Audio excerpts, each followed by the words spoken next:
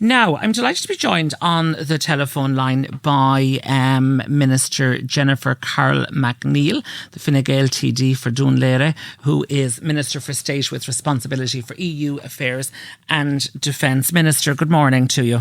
Good morning, Edward. How are you? I'm very good. Thanks so much for taking our call this morning. It's an interesting one. There is a desire, it would appear, from the government to get more Irish people working within the EU institutions and agencies. You might give us that in English, Minister. What is it that the government are looking for? What's on the line here? What's the gig? I tell you what, there are some phenomenal jobs available in Europe for Irish people, for Irish graduates, and I want Irish people to get them. There are graduate jobs in Europe with starting salaries of €5,000 a month net. That's the equivalent of €92,000 a year, and that only goes up.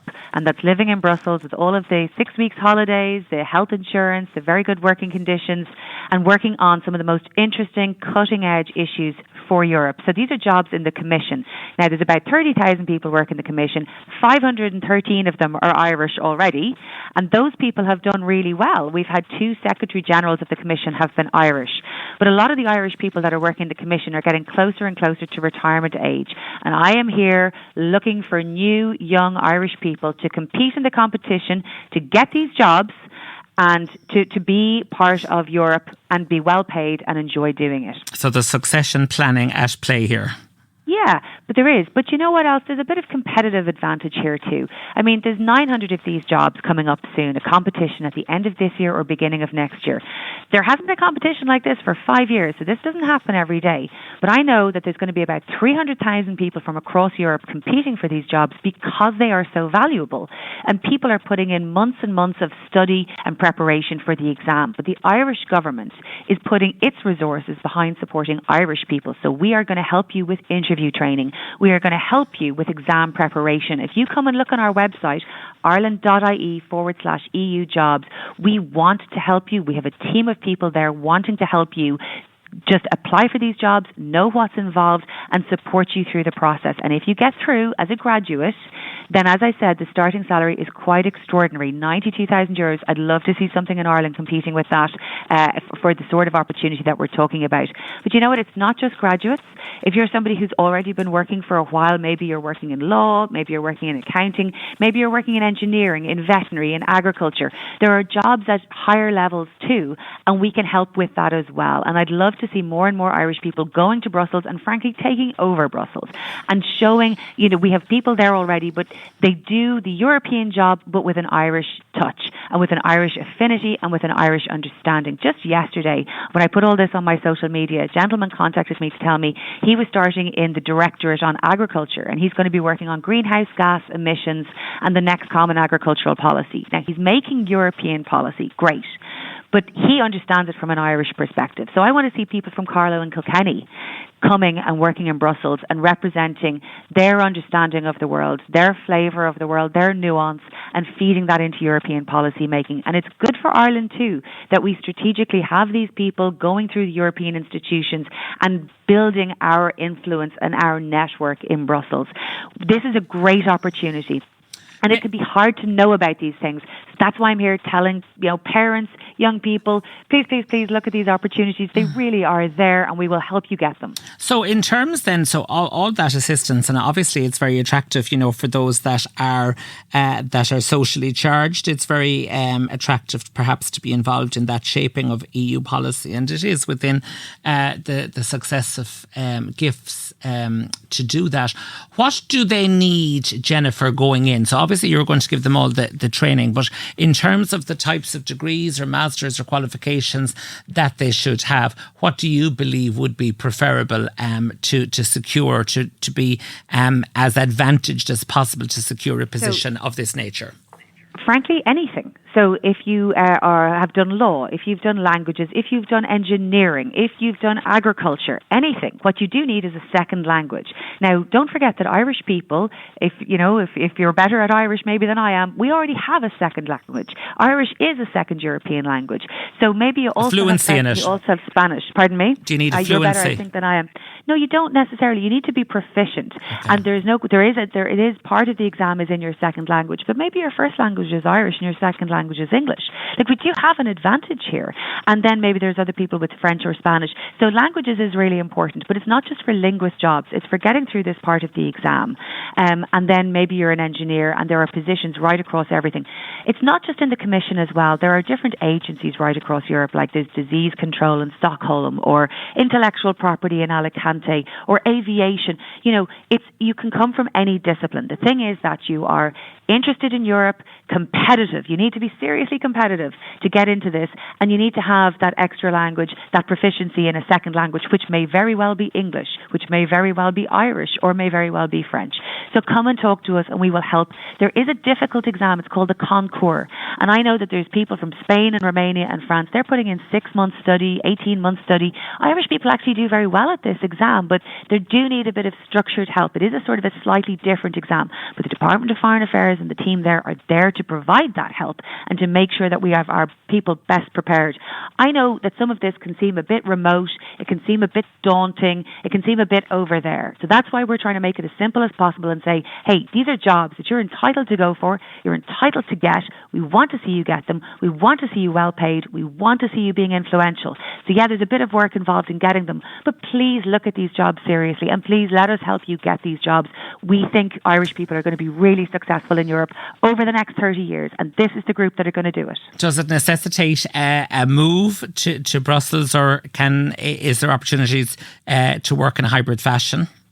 You've pretty much got to go to Brussels to work in the Commission, but there's also the opportunity to work in lots of different agencies right across Europe, whether it's in Frankfurt or in Stockholm or in Alicante. But you know what, Brussels, I've been there so much recently. It's an hour and a half from Dublin. Living in Brussels is a good experience. You can take a train to Amsterdam at the weekend for a change of scenery, or to Paris. It's a good lifestyle. It's a multilingual, very diverse city. You do need it, but it's really not that far. And moving abroad is often part of the Irish experience, whether it's to London or Hong Kong or New York. Brussels is the centre of policy making for a large part of the world. And I want to see Irish people making that policy, as they already do at a very senior level. But we need a new stream of our young people now looking at Brussels and really, really committing to this and earning very good salaries. Did I say that the starting salary for a graduate is the equivalent of 92,000 euros? You find me the solicitor's traineeship or the accountancy apprenticeship or whatever it happens to be. You find me something for a graduate that's that well paid and gives the opportunities for the future, the training and the exposure for the future to have a really interesting career. And I just don't see why those jobs should go to other people in Europe when they could go to Irish people. So come and look at our website and apply and put your best foot forward for the future and come and look at one of these jobs. Well, you're certainly well disposed to putting the best foot forward with regard to the jobs and the tourist attractive aspects of Brussels, without doubt. Talk to me, Minister, of course, about, we had the European elections recently. So Europe is going to look a little bit different now. The new EU commissioners and the new people elected for Europe are now starting to go. I suppose I was just interested with regard to Europe. Do you think that whole, in terms of the Irish scene, whether that election process has changed? I mean, I know going back through the years, we would have had the like of Dana and Mairead McGuinness as these kind of celebrity or well-known candidates. Now we have the like of Maria Walsh, Nina Carberry, Cynthia Ní Mhurchu, who have, got really substantial and significant votes, as new time or first time politicians. Do you think that the way we're doing it here in Ireland in terms of Europe is starting to look a bit different? I think that we're very impactful in Europe, and people should know that what Ireland says really matters, that people listen to Ireland. And the reason for that is we have this experience of being both a small country but a very long-standing member. We've been net recipients and now we're net contributors. We've never colonized anybody, so we have, an experience that's one of post-colonial, very empathetic, very friendly. And every country that I go to is looking to be more like Ireland in a different way, whether it's Denmark, Finland, Romania. All of them are looking to the Irish experience and listening to the Irish voice. But we have to continue our pro-European focus and the benefits of all of the Irish companies across Ireland who can export into the market. Yeah, but specific to the question.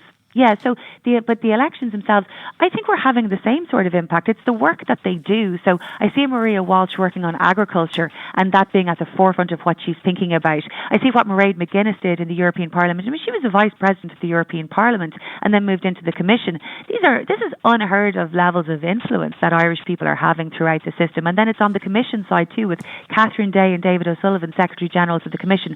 So we do have a very strong influence, and we must never let go our focus. So those new MEPs, you're so right. They need to be in there. Sean Kelly works so hard negotiating everything. They need to be in there in the committees, in the right political groups, working in the EPP. I mean, what Sean Kelly does in his work as a negotiator is quite extraordinary. What they have all done, but this new group, like Nina now is new, Regina Doherty is new, they need to commit to the committees that they're working on, represent the Irish voice, represent Irish interests, but also be strategic enough to form alliances and cooperations with their colleagues to make sure that the Irish voice is as impactful as it has ever been.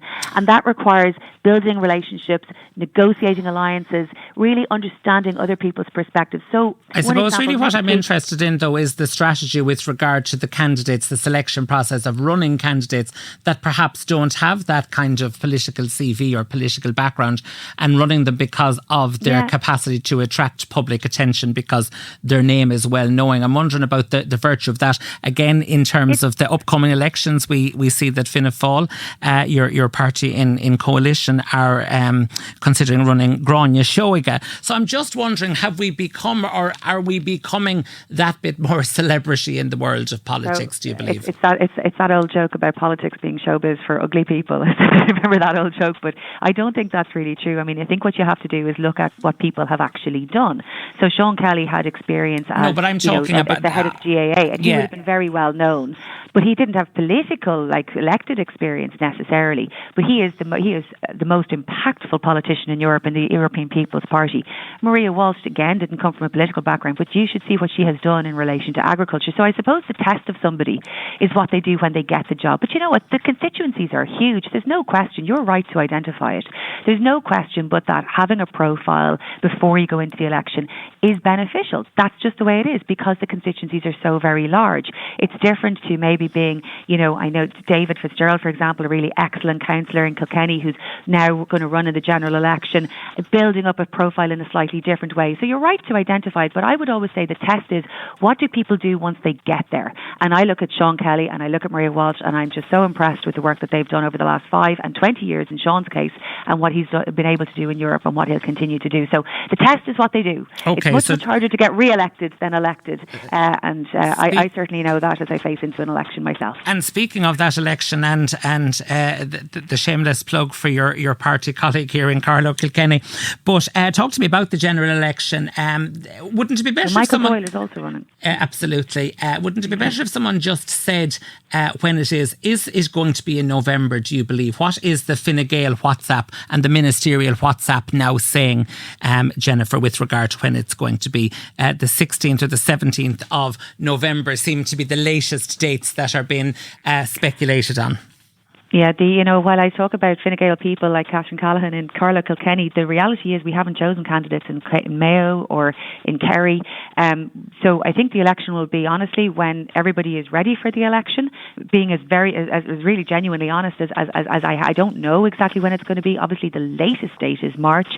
But even if it's in November, that's sort of 95% of the duration of this government. We're clearly in election territory. It's clearly time for a general election. The government, the three-party coalition, and when you look at what we've been through with COVID happening immediately after the last election, the invasion of Russia into Ukraine and the energy crisis that came from that, we have worked together so well, and I would say that there's a really strong case to be made for re-electing that government to continue to work sensibly and appropriately for the future and ambitiously for the future.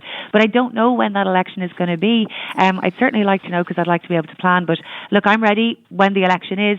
It's important that we have a good election, that people get to hear the different options, that people get to hear the different priorities, that they hear how Fine Gael candidates in Carlow and Kilkenny and across Ireland are going to be trying to deliver more money back to people in their pockets, tax reductions, a focus on the future, delivery of infrastructure and protecting the state. Thank you. And I'm sure as many would contest that assertion as would agree with it, Minister. But for now, thank you and good morning.